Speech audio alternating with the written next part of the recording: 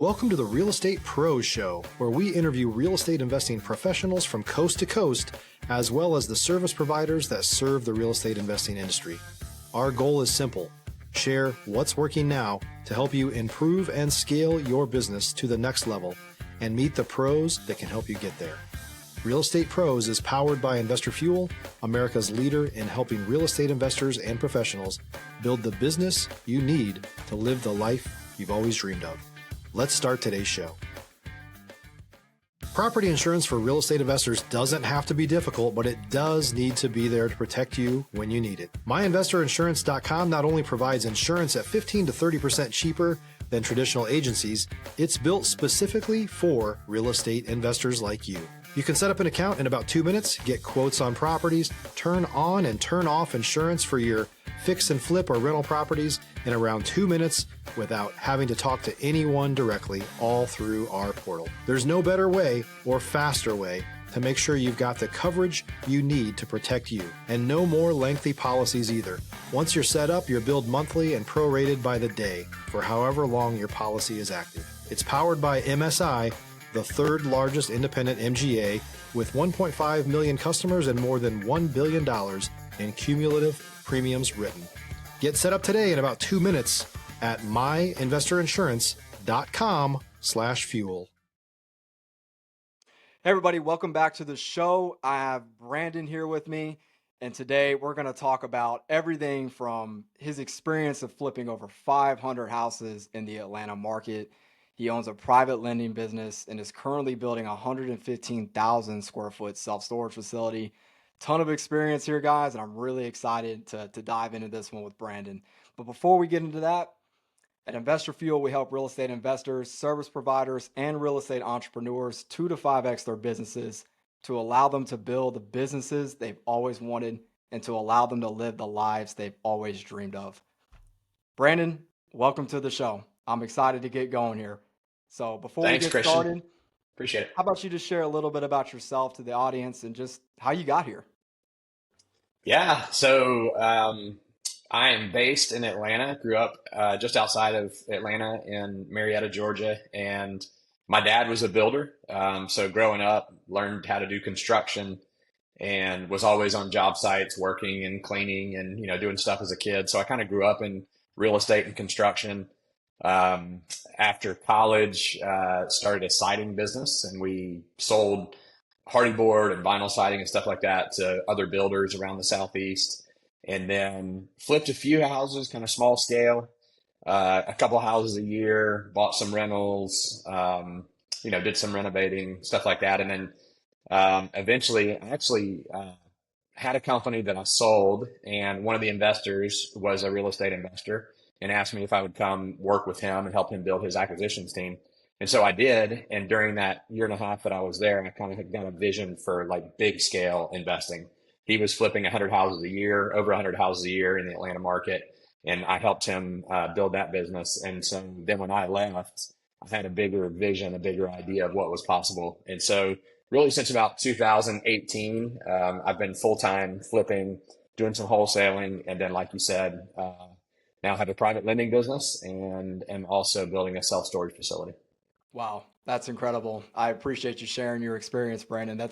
Sounds like you've came a long way since the beginning, and I think that's the beauty in the process, right? It's how you start and where you are now. It takes a lot of time, and I think some people, really get into this business for the wrong reasons, right? They want immediate, gratification results, and it's like you have to put your reps in, especially in this game of real estate, and it's a relationship business ultimately, right? I mean, the relationships and the people that you connect with, those are your lifeline, right? So how do you value your relationships? How do you use that as leverage to increase your business to where you've had it now? Stop living on an island and join the #1 mastermind in America for professional real estate investors. Investor Fuel is a community of hundreds of the nation's top investors working together to build stronger businesses and better lives. In addition to the amazing community of real estate investors acting as a board of advisors for one another, Investor Fuel members have access to 100% funding on purchase and repairs for our members only, a health insurance program, and benefits and discounts that more than pays for the membership of most of our members, meaning it's actually costing you money to not be a member of Investor Fuel. If you're looking to scale your business and build a business that allows you to live the life of your dreams, please visit investorfuel.com today and book a call with our team. Yeah, I mean, I think relationships are key in any business, and certainly in the real estate world. We have a house that we just listed a few days ago that it came through a relationship. So it was a real estate agent who knew that we were in the market. They had a house listed for 420, and then they dropped it to 375 and 365 and 355. It needed some work, and they knew that that we were in the flipping business, and they knew that we would close and they could count on us. And so we ended up buying the house from them, and it was all because of the relationship we had with that agent who had experience and knew that we would do what we said we're going to do. And I think that's really key to it, in building relationships with people is do what you say you're going to do. It seems like a very simple rule, but you'd be surprised how many people overpromise and underdeliver. And I find that it's much easier just to be honest up front and be truthful and say, here's what we can do. And in that particular case, when they first called me, I said, we can pay $300,000. And they said, well, we're asking, 375. I said, I understand. It doesn't work for me. I can't do it. I can do it at 300. And they came back 4 or 5 times as they dropped their price. So eventually I bought it for 300, but I closed and I paid cash and closed on time and did what we said we were going to do. So I think, being willing to be honest up front and do what you say you're going to do. And obviously investing in relationships is key to any business and being successful. I could not agree anymore.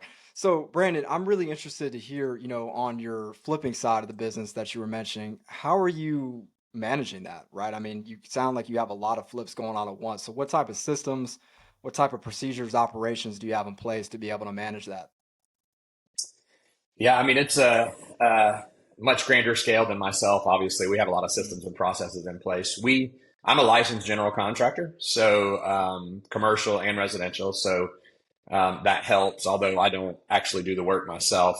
We usually subcontract most of the stuff out. But over the years, we've developed third-party teams that do all of our work for us. So we have go-to plumbers, go-to electricians, painters, framers, roofers, whoever we need.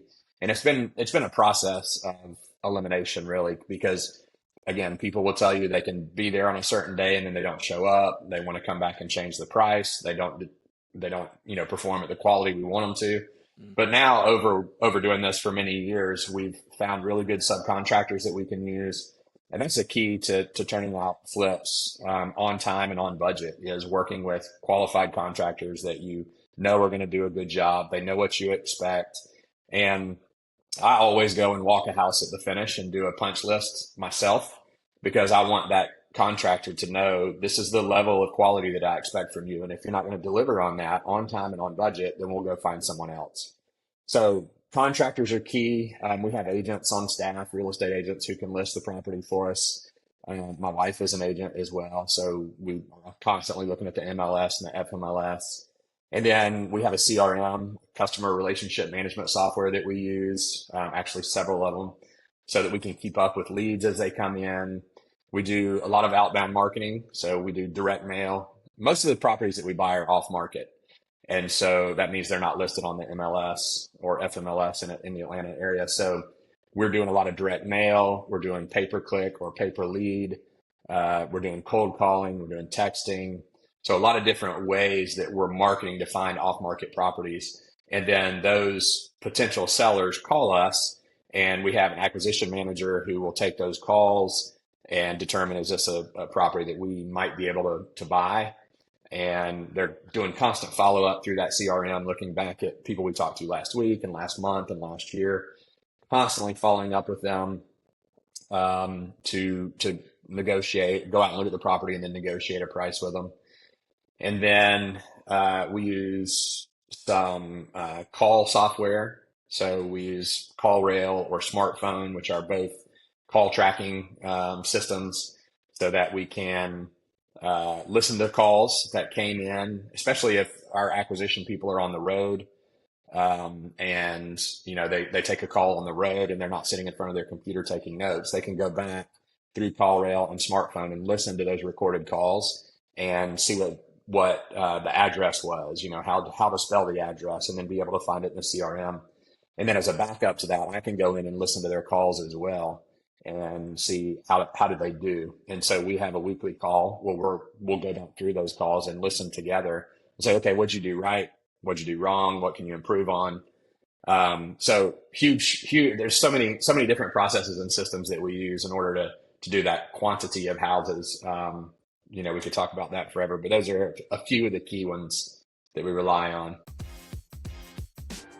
If you're looking for consistent, high-quality leads, look no further than Investor Machine. Investor Machine isn't just another agency.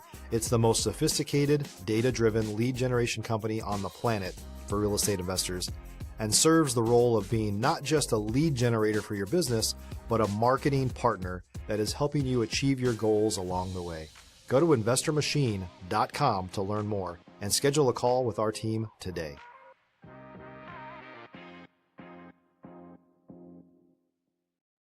No, absolutely. So your acquisitions process, I'm curious to know, like, how is your sales process? How do you actually orchestrate that, right? What do they have to go through?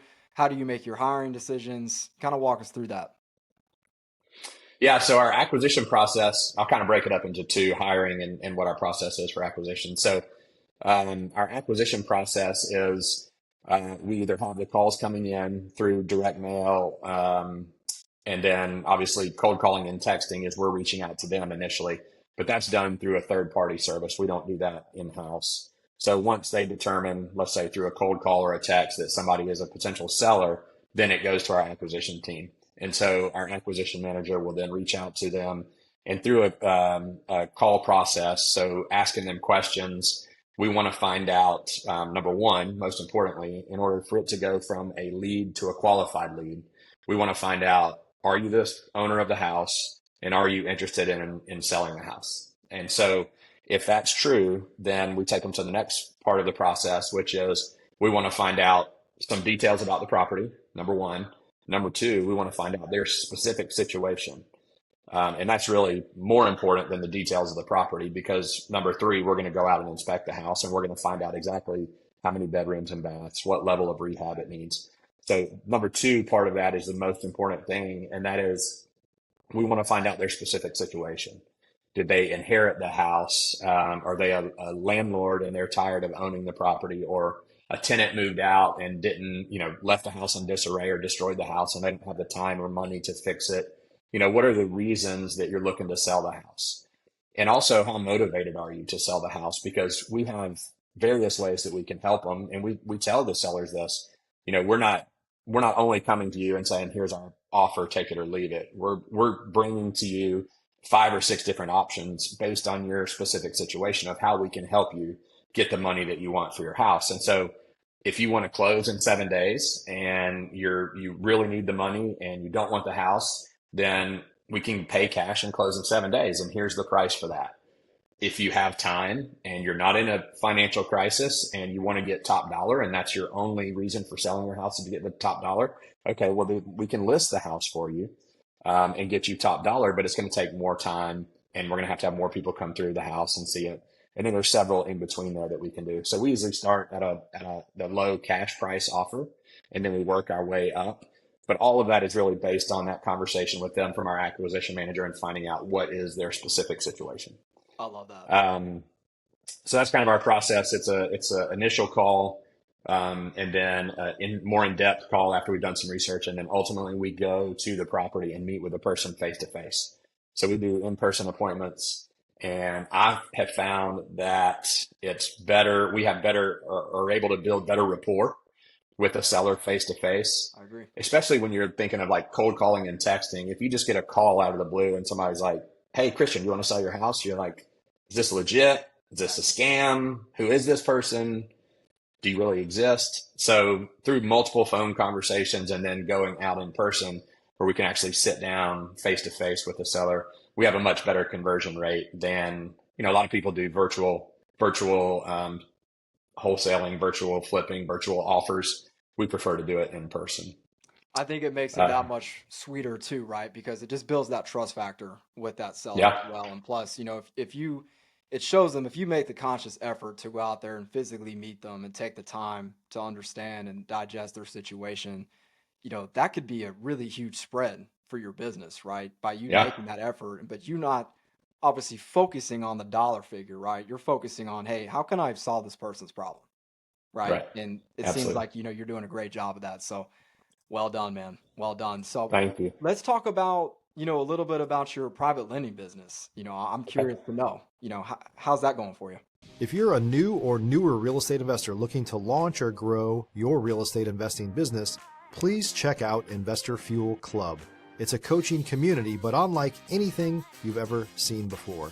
And you can actually partner with members of our mastermind from coast to coast on deals right in your market. There's no better opportunity to build a consistent business than to literally partner with pros to help you avoid costly mistakes, avoid the need for capital to do deals, and help you eliminate your fears as you're starting your business. Learn more about Investor Fuel Club at investorfuel.com/club. It's going well. So we, over the last couple of years, we would invest personally using our own capital into friends flips, like helping them out. If we had some excess capital at the time, we would just help them out. And there's several different ways that you can get money as a flipper. Obviously, there's institutional money, which is getting money through a bank. But what I found with that is they want W-2s, and they want to see all of your history, and they want to know they want you to sign personal guarantees. And although the interest rate is much lower, it's much more difficult to get a loan. And then there's hard money lenders out there who will loan at a higher interest rate, and that's usually a bigger fund. They have pretty fixed rate and terms, and you can either take their rate and terms, which is, again, is higher than a bank, but they don't require W-2s and tax returns and all that kind of stuff. So a little bit easier to work with.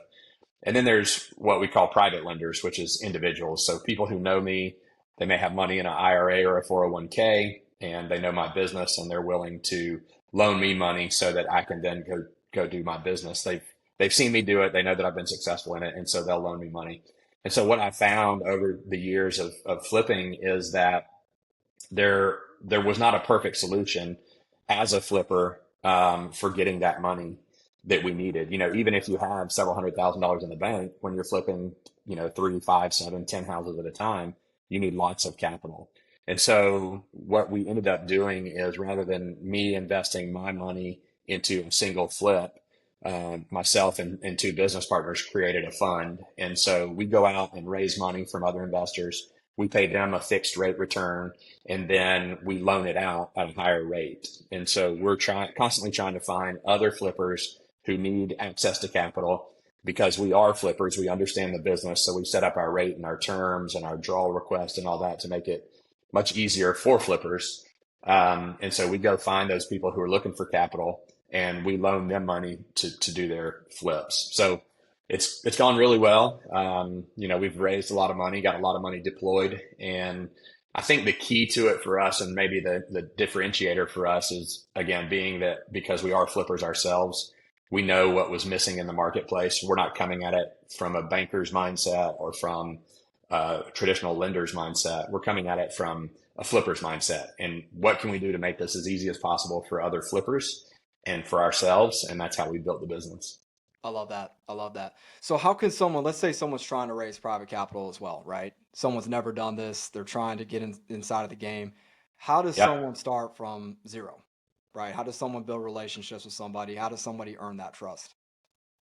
So I think if somebody just said, okay, I want to start flipping houses and I have $0 to my name, Mm. first of all, they can find our website, which is ProLend Capital, which I know you'll put in the show notes, but ProLend Capital, there's an application on there that they complete. It takes about 2 minutes to complete the application. And then we start our underwriting process. And so usually, depending on the project, depending on the scope of the project, it does require somebody to put 10 to 20% of the total cost down. But we also have some ways around that. So I would say if somebody were starting out brand new and they had $0, you want to work with a private lender if you can, somebody that knows you and is willing to loan you the money, or come to ProLend Capital, and we can help you not only with the 90%, but we can help you find resources for the other 10%. So that may be, as an example, I would personally put in 10% on your behalf to help you get to that full 100% for a return. Or we have other investors who are interested in, smaller amounts, lesser amounts that they may be willing to put in the 10% or the 15% to help you cover that shortage. But part of our program is after you've done 3 deals with us, then we'll fund 100% for you. So we'll fund 100% of the purchase and the rehab for you. So you're not having to come to the table with any money out of your pocket. Wow. So after 3 deals, huh? Okay. I like that. That definitely gives somebody, to show, to Yeah. prove it there. And then Yeah. obviously you put in the sweat equity, right? To prove yourself. So awesome. So Right. Brandon, let's talk a little bit Yeah. about your self-storage facility. I mean, that's a whole different beast, right? And there's a lot Yeah. of people that are out there saying, you can get into self-storage with no money. Is that true? I'm really just curious to see, your experience and how you started it and where you envision your self-storage facility business going. Yeah. It's been a work in progress. That's for sure. I looked for value add self storage. So a lot of the flippers that I've talked to, I consider wholesaling, flipping, and even new construction to be what I call transactional businesses. It's a transaction, and when it's done, you have to go find the next one. So let's say flipping, you find a house, you remodel it, you sell it, you make some money. Okay, great. Now you got to go find another house to flip. Same thing with new construction, same thing with wholesaling. So I wanted to try to get into a business that I could invest the time and money up front, but it could pay me residual over the long haul, create generational wealth. Mm. And you can do that through single family rentals as well, which we do. We have single family rentals, both short term and long term rentals. But what I found over time is that with those, even if you're cash flowing $200, $300, $400 a month, and then you have an AC unit that goes out, it costs you $5,000. Well, all the money that you made from month to month for that whole year is now taken. So the best thing with single family rentals is once you have them paid off, or buy it with a long-term mindset. Buy it for cash flow today, but consider it a 10, 15, 20-year hold period, because likely it's going to appreciate over that time and you're making a little bit of cash flow every month. But for me, when I had those, it was like, I'm going to have to buy 100 of these things in order for it to really generate enough cash for it to, really make sense and really move the needle for us. So I started looking at multifamily and self-storage, and I was looking at value add stuff. So I want to go find an existing facility that I can come in and put some capital behind, renovate, raise rents, whether it be multifamily or self-storage, and then, drive the value of those up by raising rents, and then hold them for the long term so that I could create generational wealth. So that was the goal. And what I found is I like self-storage better than multifamily, because self-storage, you have generally one bathroom to take care of, no kitchen, unless you have, an office staff that they might have a break room, but you're not having to continually keep up with toilets. And if you think multifamily or single family, every time somebody has a problem with a toilet or a water heater or a roof, you've got to go fix it. So with self-storage, you don't have all that. And you don't have people who are there all day, every day, right? You have, if anybody who's ever rented a self-storage facility, they might go there once every few months to drop something off or pick something up. For the most part, sometimes people are there in and out a couple times a week, but for the most part, they pay for it, they go drop their stuff off, and they leave. And so it's very little maintenance, very little upkeep, but the return is really good. So on this particular deal, I was looking for value add properties for a while, and I just couldn't find anything that penciled. And I had another wholesaler reach out to me, again, someone that I have a relationship with, who knew that we are always looking for fix and flips. And they had 2 houses that were side by side on a combined 4.5 acres. And they were just looking to wholesale the property to a flipper. So in my due diligence, I discovered that the future land use map for that particular area showed that they wanted it to go commercial. And so I put the property under contract to lock it up, and we had to close within 30 days. Right next door, there had been a new Walmart that had just been built. So I knew that the county, because of the Walmart and because of the future land use map showing that it was, they wanted it to go commercial, I knew there was a high likelihood that I could get it approved for a self-storage facility. So I talked to a friend who was a broker in that area. He told me what the value of the land was. So I went ahead and closed on the property. And the price that I bought it for, I knew I could still flip both of the houses and make a profit on both of them if that was the worst case scenario. my broker friend told me that if you tear those two houses down and just sell the land for commercial development, you will get a handsome return based on what you're paying already. So mitigated a lot of that risk by knowing what I was doing, or I didn't know exactly what I was going to do with the property, but I knew worst case scenario, I was still going to make money. So I went ahead and bought the property, took it through the process of getting a special use permit, which is what was required for the self-storage facility. Once I had all that approved, I reached out to a friend who I knew had a lot of experience in self-storage and brought him in as a partner to help me set up the deal and know how to do it. I'd never done one before. And so even though I'm a general contractor and everybody said, oh, it's not that hard to build a self-storage facility, I thought, well, I can either pay the dumb tax and learn by making mistakes, or I can give up some equity and bring in somebody who has a lot of experience and knowledge and can help me structure it properly. So that's what I did. I brought him in, and it's a big project. It's a large build. We're having to raise a lot more money than I've raised in the past. But the return is huge too. So I think probably start to finish, I bought the property in May of 2022, and we're just now starting construction. So it's taken several years to get to this point. So very long term. But the return, once we have it leased up, and the idea for this one is to lease it up and then sell it, the return is humongous. So a lot of details there. And I know I gave probably more than you were asking, but it's a fun project, something new. I love to learn and kind of expand what I'm currently doing. And so it's a new project, and it's a big project, but it's a lot of fun. I'm enjoying it. And I would say, if you can do it with no money, if you can do self-storage with no money, I would like to learn how, because this one has cost us a lot of money. But again, huge return on the back end. So we're excited about it. I love that, Brandon. Super happy for you. And I'm really looking forward to seeing how your project goes. That's incredible, man. I mean, it's really one of those things too, where, I mean, you have to get out of your comfort zone to obviously keep increasing, right? I mean, and something that you said is you really didn't have every step of the process figured out when you first started. And I Absolutely. think that's where most people mess up, is because they want Hmm. all the pieces to the puzzle pieced together.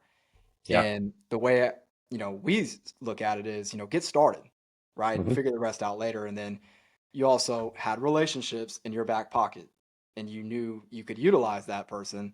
And now look where it is now, right? I mean, Yeah. if anybody's listening to this, I mean, that is the holy grail, right? That is the Yeah. process you should utilize and follow.